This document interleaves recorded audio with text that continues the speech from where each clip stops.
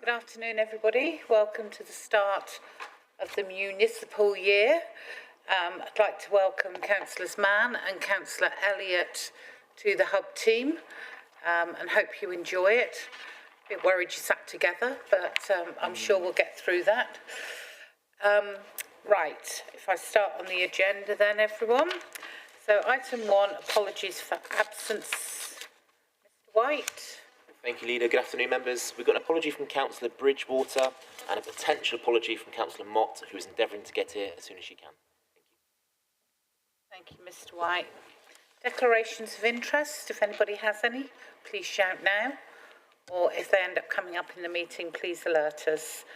Item 3, items requiring urgent attention. I've not been made aware of any. The confirmation of the minutes, item 4, they are on pages 1 through to 4. And I think we're just noting them. Oh, we are approving today. So we will go through those. So page 1, page 2, page 3, and page 4. I'm happy to propose those. Happy to second, Chair. All those in favour, please. Thank you very much. Thank you.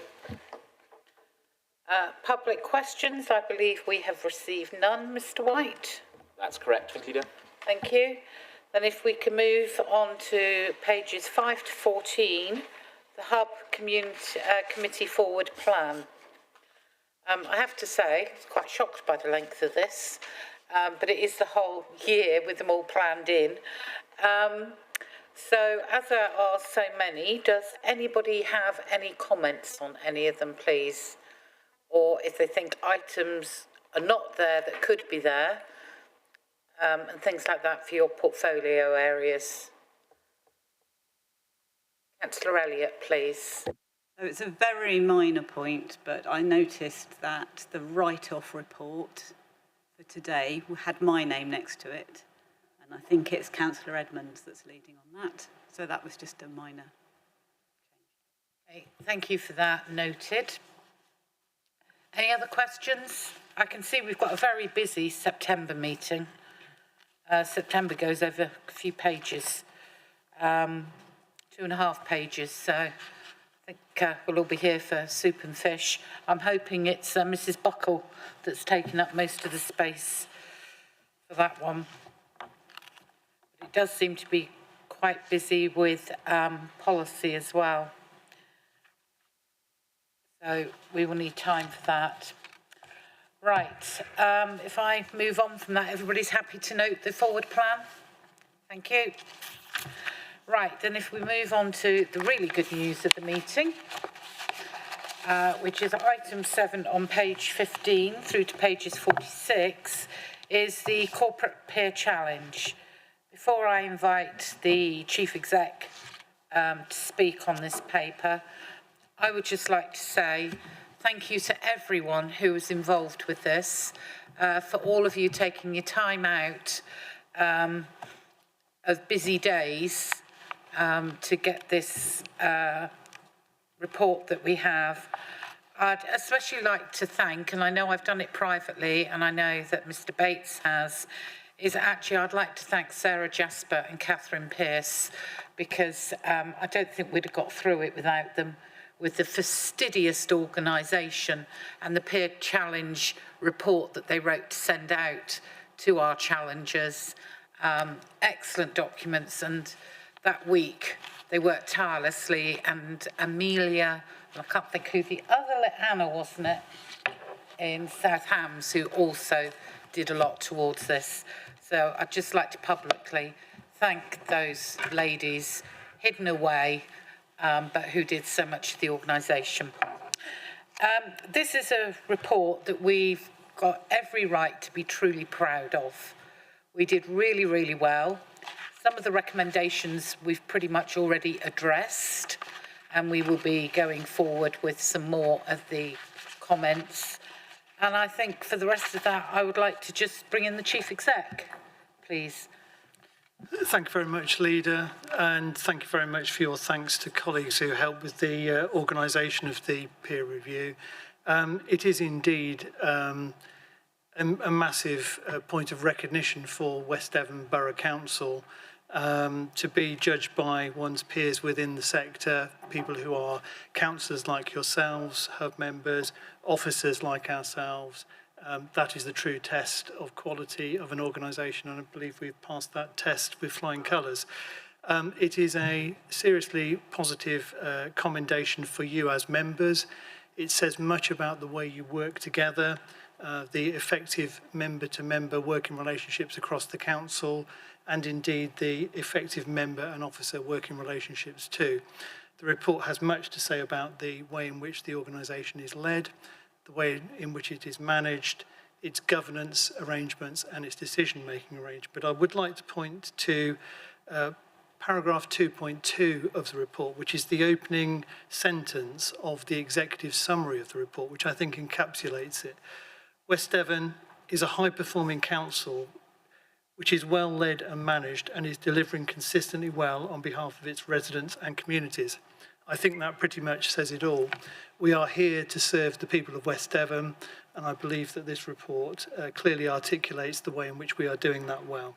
The report also says how well we are working in terms of the productivity of the organisation. A key challenge, of course, for local government and indeed the country as a whole is one of productivity. Our model of shared arrangements between West Devon and South Hams has been tested through this process and has been confirmed as working highly effectively. And of course, I cannot fail to mention the record in regard to the excellent track record for financial management of the organisation. So, for all those reasons, Leader, I think this is a report to celebrate, but of course we're not complacent. We are not perfect. There are things we need to continue to do to challenge ourselves to improve, and we will do those. And we will take seriously the recommendations of the LGA, and we will be bringing forward a set of proposals, actions to respond to those to the next meeting. We will speak with our partners and stakeholders to ensure that their views are taken account of, and we'll bring that final proposal back to our September meeting of Hub. The intention being to incorporate it into our council plan, so it's an integrated piece of our work rather than something separate. But thank you very much, Leader, and thank you to the LGA for a report on West Devon Borough Council. Thank you very much, Mr. May. The recommendations are that the Hub Committee, 1, notes the positive assessment of West Devon Borough Council provided in the Local Government Association's feedback report following the peer challenge in March 2024. And 2, that we endorse the recommendations set out in the report and the proposal to collaborate with partners and key stakeholders to develop an action plan in response to the recommendations made.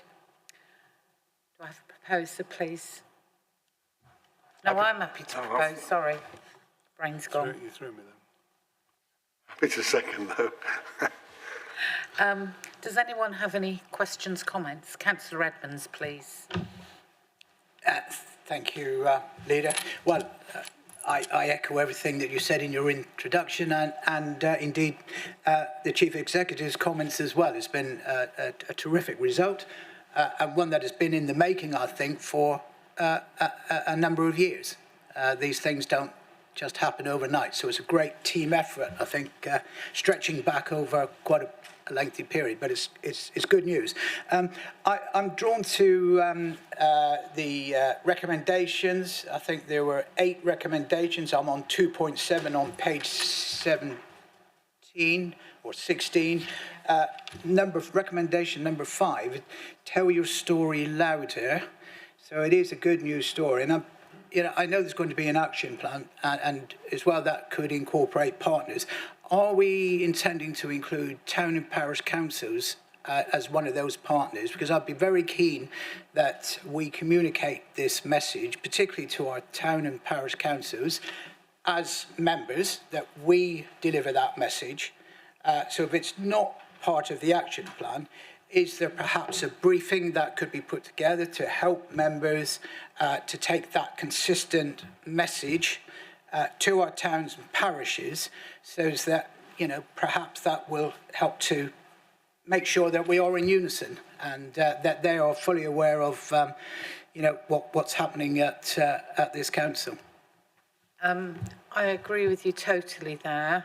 I know that we would want it to be seen by our partners that we work with and key stakeholders, and our parishes and towns are really important within that.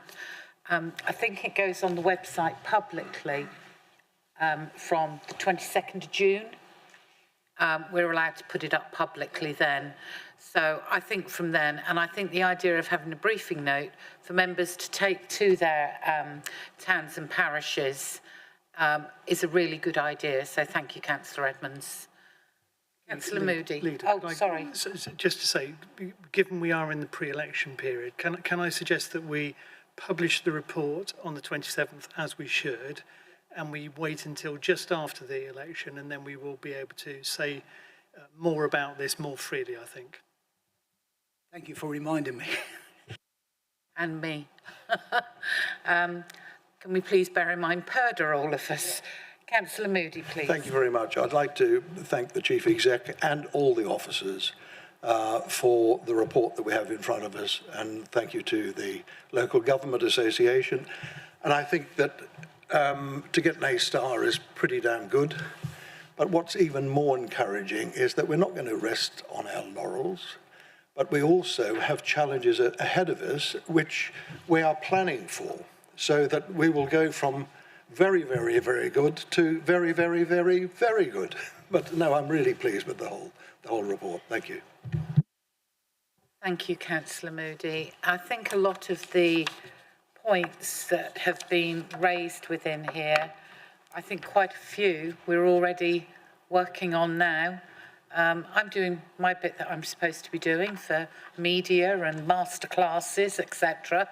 So that's next month before the next hub meeting. So yes, I think telling our story louder seems to be a message that's clearly coming out of the LGA at the moment. Councillor. Thank you, Leader. Just want to reiterate really what my colleagues have said, and yes, a really, really good report, and everyone should be very proud, as I'm sure we are. The performance of the council is, of course, underpinned by our financial performance, and I think back to those times when we were wrestling with the budget and trying to resolve £1 million shortfall and situations like that. The stewardship of our finances has enabled us to put together plans over the last 5 years that have been outward facing and involved with our communities, and that I think is reflected in this report as well. And I would like to reiterate a couple of points that come out of the recommendations for me. Yes, tell your story loud, and I think we've got to that point and we should be really proud of what we're doing and get that out there, and revisiting stakeholder engagement so that we make sure we are acting for the people of West Devon and continue to do so. So really welcome the report, and thank you to everybody for their input. Thank you very much, Councillor Jury. Councillor Elliott, please. So I'd very much like to endorse what's already been said and to thank the senior team and everyone involved. And I suppose from my perspective, I really wanted to pick up on two of the recommendations that I think are particularly welcome. So one of them is number 3 on page 7, agree your desired approach to community development and then create a structured approach to delivery. And I think that fits very well with number 4 as well, about revisiting stakeholder engagement. And I think this is a particularly good time for us to be focusing on this, because as members, we've all sort of settled in. We've done the job of being councillors for a year, some people for a lot longer than that, and they can help lead the way. But I think we need to make sure that as members, we're really doing that liaison locally and really supporting the new community development team that's being created internally. So I feel we've got all the structures in place and we really need to move up to the plate. And for everybody over the next year, I think it's going to be very uncertain if we have a new government, what that's going to mean for rural areas, for example. So there's going to be lots of challenges, but this is a brilliant opportunity for all 31 members across West Devon to be very involved with their communities. So I welcome that. Thank you very much. Is there anyone else who would like to speak who's not at the table, so Councillor Mott can get herself organised, because I'm sure she would like to say something. Anyone on the back row there I can see, if you'd like to add anything, members? No? Right. Just opening up, so... Councillor Mott, were you going to say anything about the Corporate Peer Challenge report? Thank you, Chair. My apologies for my lateness. I've been otherwise occupied. No, I hadn't planned on saying anything specific, Chair, other than I note it's a very good report, and I think it reflects us all as members and staff in a very good light, and it shows how we continue to work well together for the benefit of our community. Thank you. Thank you very much. Therefore, if there's no other comments or anything, could we please just have a vote on the recommendations on page 15? They've been proposed and seconded. All those in favour? That seems to be unanimous. Thank you. Thank you.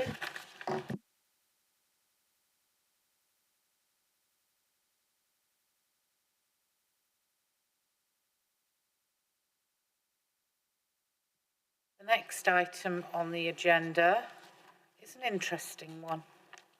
The productivity plan that the government asked us to complete quite recently. I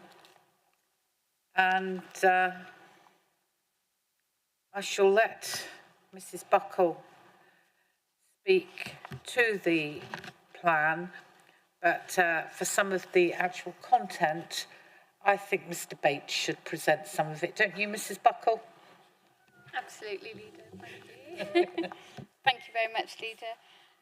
Yes, so this is an annual requirement now, which has been announced by the government. So when the local government finance settlement was laid in Parliament in February of this year, for this year's financial settlement, government said that they require all councils to publish a productivity plan by the 19th of July, hence the report to members of the Hub Committee today.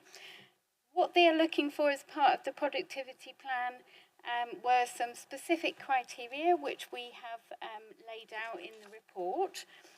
So they're looking for very much a sort of public-facing document that sets out the achievements of the council over the past financial years, our sort of track record of innovation and efficiency in delivery, some background about the council, but also how we have assured value for money for our residents and our businesses, how we are dealing with things like technology and data, our financial management and stewardship. So members will see in the report that we have included extracts from external audit reports and internal audit reports. Members will be aware that obviously we have, since 2009-2010, we've had a £3 million per annum reduction in the government funding. So we've made reference to that, but also we've made reference to the amount of savings which the council is delivering annually by sharing its services with our shared services partner, South Hams District Council. And you can see there on page 3 of the productivity plan, 2.3 million is the amount of annual savings which West Devon Borough Council makes by annually sharing our staff and our services with South Hams. Also within the report, we've included things like council tax collection rates, business rate collections, and we were in the top quartile of councils nationally for that last year. We've also expect to be in the top quartile again this year with our collection. And also on page 57, we have set out future plans for efficiency and effectiveness. So very much the government have said they would like to analyse these productivity plans, and they would like councils to give them ideas about things that we see as a council which may be a barrier to preventing progress that the government can help to reduce or remove. So you will see on pages 6 and 7 of the productivity plan, we've got some bullet points there of suggestions for government, and all of the productivity plans nationally will be looked at by a panel of experts within the government, and they will collate all of the ideas which councils have put forward. I will pass over to the Chief Executive Leader. Thank you. Well timed, Mrs. Buckle. Thank you. So thank you, Leader. We are very aware of the challenge of productivity, and it's clear from what the peer review has said about us that they consider us to be a highly productive organisation, and that is built on the sustaining partnership between this council and South Hams. Two councils supported by a single officer team, fully integrated systems, services and processes, which brings us enormous productivity. But we're absolutely not complacent. But I think the most important thing to say, Leader, is whilst this was a government requirement, it felt absolutely appropriate that this document should be written for the benefit of the residents of West Devon. We are here to serve them, we deliver their services for them, and therefore we have taken an approach to make this as accessible a document as we can. But having been invited by government to make some suggestions to them about the things that would help us to be more productive, we've set those out on page 6. One of the things they could do, of course, is to follow our example and to combine, departmental workforces in order that they can gain efficiency whilst delivering on a place-based basis. One of the great frustrations, I think, for local government is having to deal with multiple government departments when trying to address things in a particular geographical location. There's clearly an opportunity for efficiency there. The government clearly needs to make efficiencies. It's been a feature of the campaign so far, so that's a suggestion for them. I think another area that would benefit local government enormously is being freed up to get on with doing the job. If government set the policy and framework and allowed us to determine the mechanism for delivery, we would be able to innovate, we would be able to respond much more directly to the needs of our very rural communities, rather than having approaches dictated to us. So I think setting the agenda, for example, around climate change and biodiversity, rather than specifying the number of times at which bins need to be collected from every household, why not set stretching targets for reuse, recycling, and let local systems come up with the best solution for them? I'm confident we would do that well. So that is clearly a suggestion for them. And a series of other suggestions here around technology and in terms of financial sustainability. So I really do hope that, having set the challenge for us, the government will respond by reading these productivity plans with interest and actually applying some of this to their approach in future. Thank you, Leader.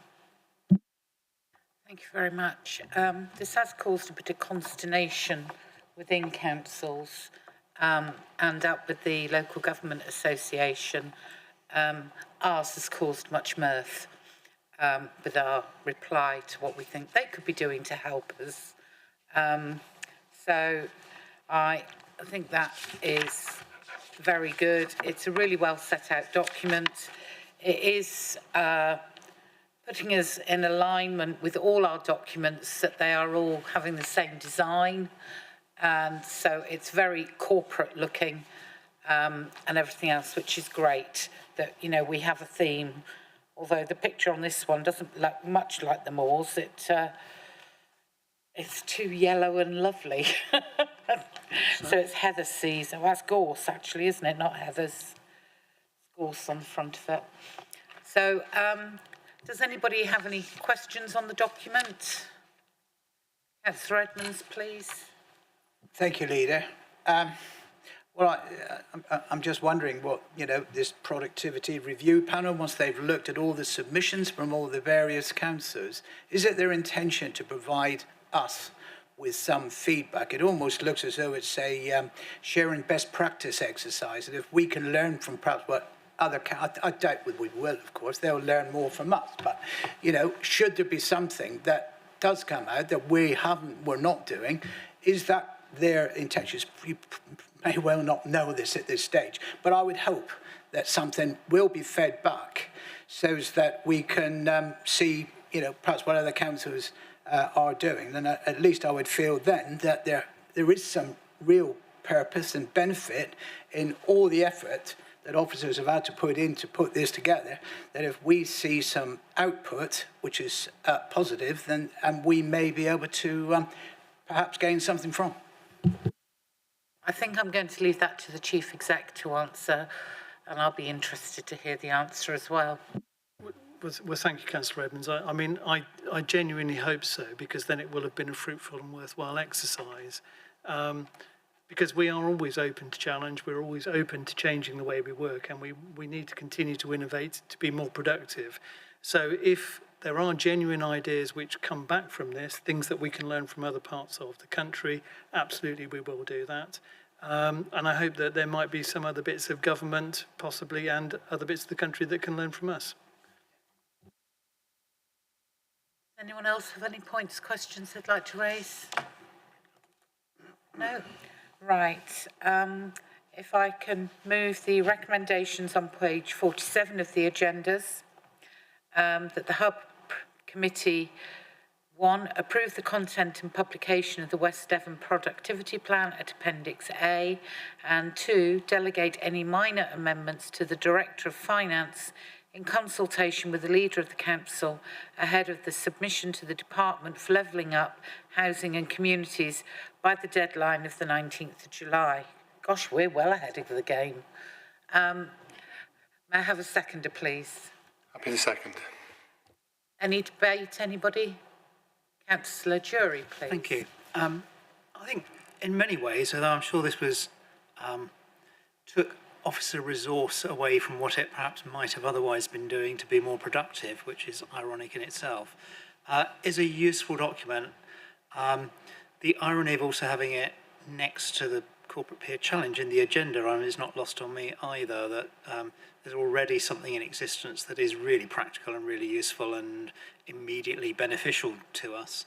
But I think the really useful bit at the end of all this, and I join my colleague here, that it's looked at seriously by government, are the recommendations at the end. So it's an opportunity for the sector to feed back and make those points, and I hope that is taken up. But in itself, quite an interesting and useful document, so I'm very supportive of it. In itself, it's an excellent document, as you say, but we could have a change of government on the 5th of July. Was this a wasted piece of work? Will they be interested? We just don't know at this moment in time. But actually, yes, it is useful to read it, and it's even more useful to read what we think they could learn from us and adopt in future. So all those in favour, please. Thank you very much, That's everyone. unanimous. Thank you, Leader. So item 9 is the cost of living crisis, plans for household support fund. Councillor Elliott, please, and Mrs Hodgkiss. Thank you very much, Leader. And I'd like to start by just saying how much I appreciate having such a meaty paper to present as my first hub paper. And I'd like to particularly thank Mrs Hodgkiss for all the work that she does behind the scenes, for the work she did on this paper, and for giving me such an excellent briefing and answering all my pernickety questions about it. So I think this is really at the core of what the council is about, because it is about collecting council tax, but also about ensuring that we're meeting the needs of the people most in need. So housing benefit, but also when there is extra funding from government, making sure that that's targeted effectively. You'll note that there are 5 main recommendations for this paper, and I think we can divide those into 3 recommendations that are outward facing and 2 that are more about our internal processes. So what I'll do is I'll take those in 2 parts and start by sort of summarising the outward facing work. So to provide a little bit of context, over the last few years, central government has been rolling out some funding to local government to help meet the cost of living crisis. And the most recent tranche of funding has been £421 million nationally, which has been £5 million to Devon County Council, and of that, £125,045 has come to West Devon. And that's based on the proportion of people that we have who are claiming universal credit. So it's a sort of trickle-down effect, and what's the challenge for us is making sure that that £125,000 is spent appropriately. And what this paper neatly summarises is what we propose to do there. So partly we are focusing on council care leavers and ensuring that we're acting as really good corporate parents to those care leavers. So each of them will get a payment of £500. So, of course, there are the people that we knew about on the 1st of June, and I understand there were 17 of those. And then all we can do is estimate how many more care leavers we'll be aware of by the deadline of the 30th of September. So we're estimating that there will be another sort of 8 of those, bringing us up to around 25 council care leavers. So we're allocating £500 to each of those, so that's about £12,500 to go there. And then the balance of this household support fund that is ultimately coming down to us, the idea is that we will have an open application process and that will be open until the 30th of September. And we've already got considerable experience of this, so you'll see in the paper the statistics from how many households have been helped in previous tranches, and we wouldn't expect it to be very different. And I just sort of alert you to the fact that, the last document that was very helpful because it gave us the number of households that we have in West Devon, which is about 22,000. So the last year of funding went to about 1,200 households. So we're talking about probably the 5% of households, hopefully the 5% who are in greatest need. So that's the sort of scale we're talking about here. And if you do the sums, and I'm not Carol Vorderman, but it's basically sort of a couple of £100 per household on average. So I think that just gives members a little bit of context that we're not talking about spreading it incredibly thinly, but equally we're not talking about a few households getting a great deal of household support here. And it's important to emphasise that this really is just for essentials, that people are being helped. And bringing back another sort of earlier point about working with stakeholders, the aim is to work very closely, as we have done in the past, with Citizens Advice Bureau on this to make sure that we're meeting those in greatest need. So really that is the outward-facing first 3 recommendations. And then to move briefly to recommendation 4 and 5, this is much more about the internal workings of the council. And again, really positively, I'd like to thank Mrs. Hotchkiss for all the work that she's been doing, all the sort of careful consultation and reconfiguring of her team. And there's some really lovely description within this paper about the work that they've been doing over the past year to make sure that appropriate funding is going out to households in the greatest need. So thank you to Mrs. Hotchkiss for that. And then thinking to the future, the 5th and in a way, the most practical recommendation here for us internally is the intention to create a new post of cost of living support officer. And this will be somebody, again, who will work with stakeholders and make sure that we're really trying to target those most in need with the cost of living crisis. And we know from Paul Johnson at the IFS and all the political rhetoric that it's going to be pretty tough for all of us in the next few years. So I'm really delighted that West Devon is able to invest in this post to be more strategic about how we support people. So that's all I wanted to say by way of introducing this paper. I welcome any questions, but I'm really delighted that Mrs. Hotchkiss is here to answer the really difficult questions. Thank you. Councillor Moody, please. Thank you very much. That's really helpful, and thank you to the officer for the report as well. Just for the people at home who may not understand what a care leaver is, would you like to explain? Thank you. Yes, so a care leaver is somebody who has been in the care of the local authority, and they're counted as a care leaver until they're 25. So it's very much in the way that a parent would help a young adult. We as West Devon, and we partner with a lot of other councils across Devon to see this as a priority group that we need to have that sort of parental care for. Thank you. I just thought that might be helpful. Any other questions? Councillor Elliott, that was brilliant. Thank you very much indeed. Mrs Hodgkiss, did you have anything to add? No, I don't think I have, Leader. Thank you. Right, everybody. I'm not going to read these recommendations out, but if we can take them en bloc, they're on page 61, items numbers 1 to 5, and they're also on the screens.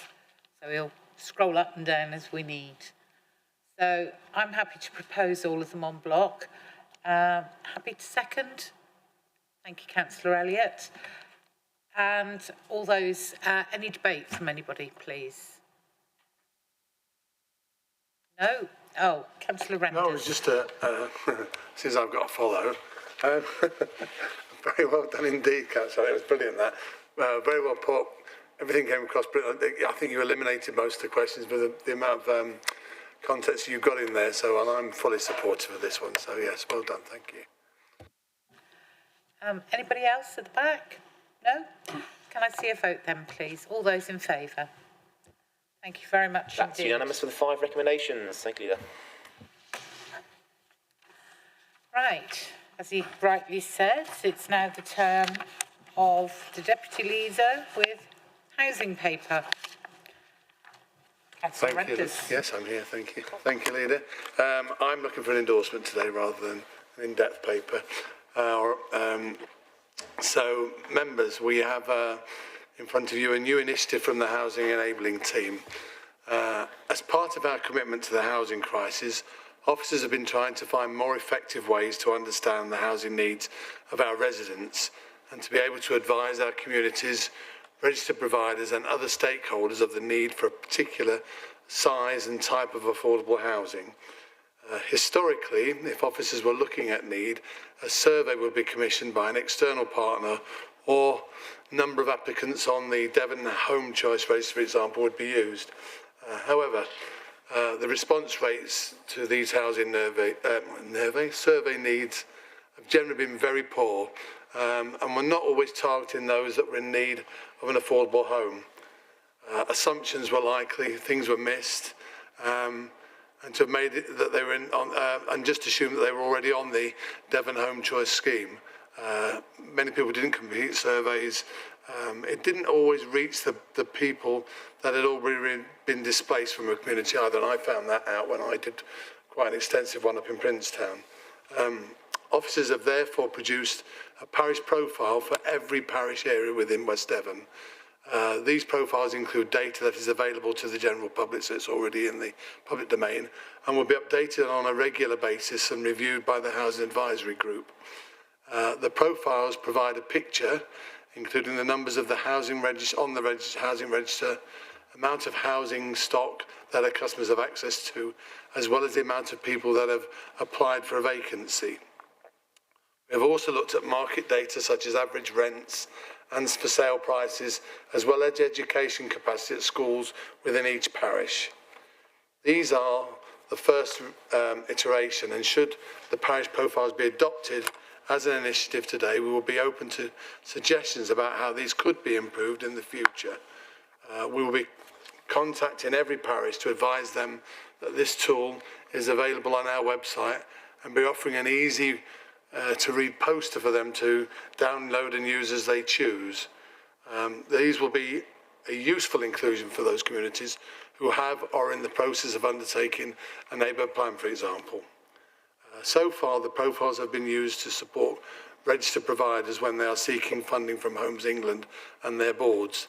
They have been used to provide consultation responses to a planning application, along with other data that is available to the council. Now, we're lucky today we do have the author of the parish profiles here with us, along with other members of the housing team. And I cannot heap praise enough on Katie West is over there, if we'll have any questions in a minute, of the huge amount of work that she has done into the pilot in this. And I can now say that she has completed profiles, I understand, for every parish within our borough. So that's what I'm saying. It's just an endorsement today, please. And there you go, Leader, thank you. Okay. Are there any questions, please? Councillor Edmonds. Thank you, Leader. Well, these profiles are excellent. And well done to everybody who's put them together. Fantastic. I'm not sure whether this information is in there, but it's occurred to me perhaps existing permissions, outline or reserved matters for development in a particular parish might be helpful if it's not already in there. It may well be, and apologise if it is. But so each parish is going to have its profile, and I look forward to receiving mine. But we get to that stage. Where do we go from there? How do we prioritise the list of parishes? Is it by identifying who's got the greatest need, and do we focus our resources in that particular area, or how do we get maximum value out of these excellent this excellent work? Thank you, Councillor Edmonds. I think that's sort of part two of this, actually. It's about making that information available. And then if we are so fortunate as to have lots of sites come forward through the West Devon housing offer, then actually perhaps there will need to be some sort of priority exercise on where we've got the greatest housing need. Thank you, Mrs. Blake. Any other questions? Councillor Mann, please. I know there's lots of different methodologies for coming up with housing need on this kind of basis, using statistical information. And I just wondered how this was going to be conveyed within the joint local plan review for West Devon, because obviously these would be useful, I would imagine, in that review process. Are they going to form part of that evidence base that would be considered by that team? I think as all this information is already publicly available, it is already considered as part of that. So these should be very useful for the team in looking at those individual parishes. Thank you. Any other questions? No? Okay, so I will move the recommendation that the Hub Committee endorse the parish profile approach. Second, please. Happy to second. Any debate, anybody? Councillor Elliott.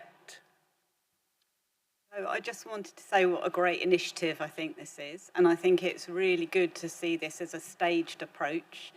And in my experience in another part of my life of producing statistics, the more you produce, the more people say, could you just, and ask for something else. But I think what will be really important is to challenge members and parish councils to say how they're going to use the data. So I think it's really good to get these rolled out as quickly as possible and to discover which things people are finding most useful. So that's one thing. The second thing about this is I know it's been framed very much in terms of housing, but I think also in terms of what we've been talking about already today, and community development and trying to identify the areas with greatest need of community development, this is going to be a very valuable tool. And what will be great in the sort of further iterations is actually to do a little bit of comparison between the different parishes so that we get a sense of how things, because it's quite difficult sometimes to interpret figures on their own, but if you can see that this is a place where there's a particular concentration of people that are not in work, for example, then that's quite a useful type of data to use. So I really endorse this approach, and I'd also particularly like to thank Katie behind me, because I've spent many days and years of my life in front of spreadsheets, and so I can only imagine how much time and patience it's taken to do all these. So thank you to Katie. Thank you. Any other comments from anyone? No, that's lovely. May I just see a show of hands then, please? That's unanimous. Thank you, Leader. Thank you very much. Now if we could move into part 2, please, Mr. Gardner. Oh, sorry, I've gone pages ahead. I do apologise. Item 11, quarter 3 and quarter 4, 2023-24 write-off report. Councillor Edmonds, please. Thank you, Leader. Yeah, sorry. The report covers the period 1st of October 2023 to the 31st of March 2024, and the total amount of debt to be written off for the period is £202,589.92, and that compares with a figure of £107,000 in the same period last year. The amount of debt written off under £5,000 at the discretion of the Section 151 officer has remained broadly the same. It is the individual debts over £5,000 that have increased. That's predominantly due to personal and business insolvency cases. In accordance with the Council's debt recovery procedures, debts will only be recommended for write-off once all debt recovery action has been exhausted. And I can confirm that debt recovery action is currently up to date. The report provides a summary of the write-offs in each category with a detailed breakdown of individual debts over £5,000 set out in Appendix A, and members will note that this is a restricted document. There's been an increase in the miscellaneous write-off debt, which is due to either local authority error or DWP error. These cases of overpayment are not legally recoverable, and we therefore have no choice other than to write them off. As part of the Revenues and Benefits Services review, a new role of Training and Quality Assurance Officer has been recruited, which should result in more accurate processing and a reduction in the future write-off of non-recoverable debts. Just a few words about our collection rates. The council tax collection rate for 2023-24 is 98.3%. That's the same figure as last year. That's an excellent achievement and will keep the council in the top quartile nationally. And those national rates for 23-24 normally published in June, but I think we're still waiting for the figures. For non-domestic rates, the collection rate would have been 99% for 23-24 had it not been for one outstanding balance of £128,000, which has reduced the rate to 97.78%, but still a good performance in the current economic climate. Recovery action is ongoing regarding the outstanding debt. So finally, Chair, the report has 2 recommendations. The first asks the Hub Committee to note that the Section 151 officer has authorised the write-off of individual debts under £5,000 as detailed in paragraph 3 of the report. And the second recommendation is that the Hub Committee approves the write-off of individual debts totalling £131,967.22 as shown in Appendix A of the report. Thank you, Councillor Edmonds. Does anybody have any questions, please? I'm going to make a comment rather than a question, because for people who don't necessarily understand, some of the cases that are shown on page 83 of the report quote individual voluntary arrangement. This means that we have to write off the debt, but people are paying us back. So we do get some of the money, but it might only be at £1 a week, for example. So we do get the money back, but we do have to write it off in the first place.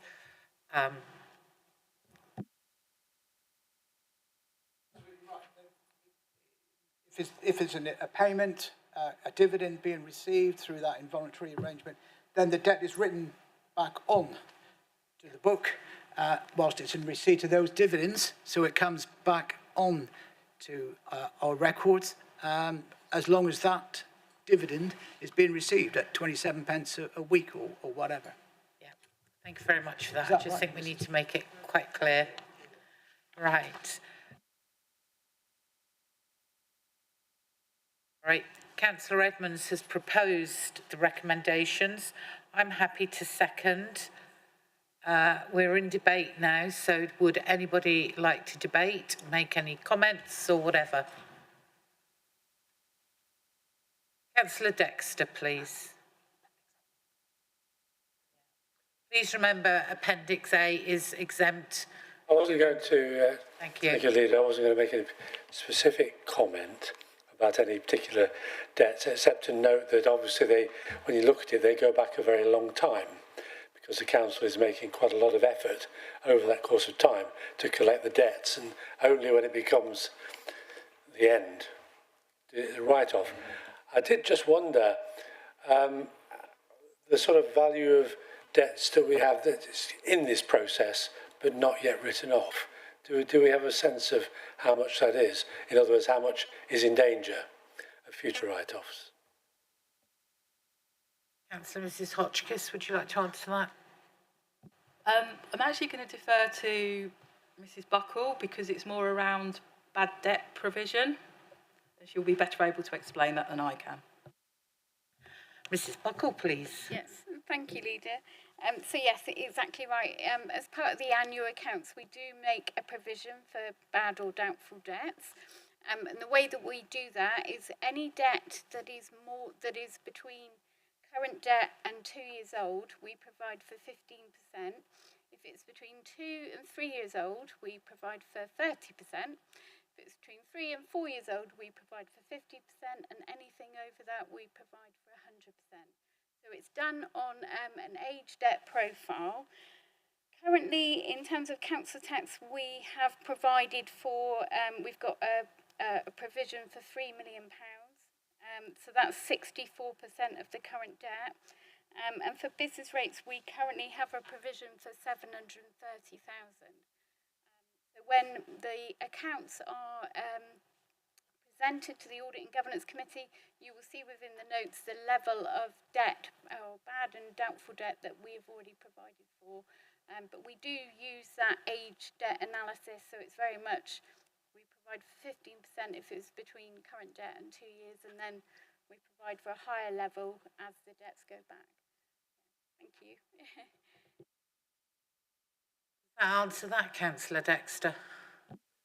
Thank you. It does. It was very. I felt that it should be explained because these things aren't always black and white, and I wanted the Section 151 officer to explain more fully the provisions that are already made against that.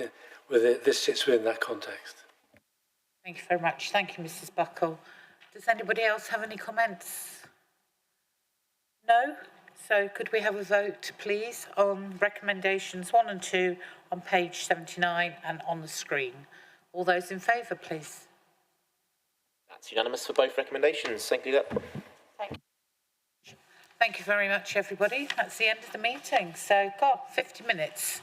Not bad. So, thank you very much, everyone.